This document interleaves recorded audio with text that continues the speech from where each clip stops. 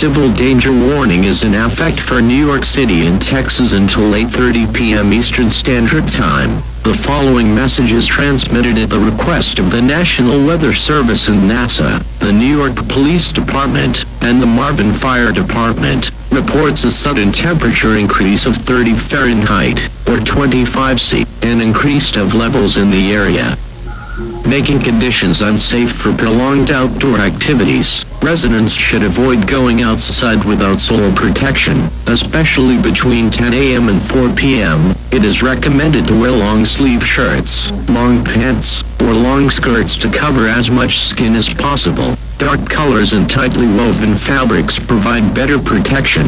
An index of 6 to 7 indicates a high risk of harm from unprotected sun exposure. Unprotected sun exposure necessitating protection against skin and eye damage. Limit time in the sun. Seek shade. Wear protective clothing. Wear a wide-rimmed hat and UV blocking sunglasses. And stay hydrated.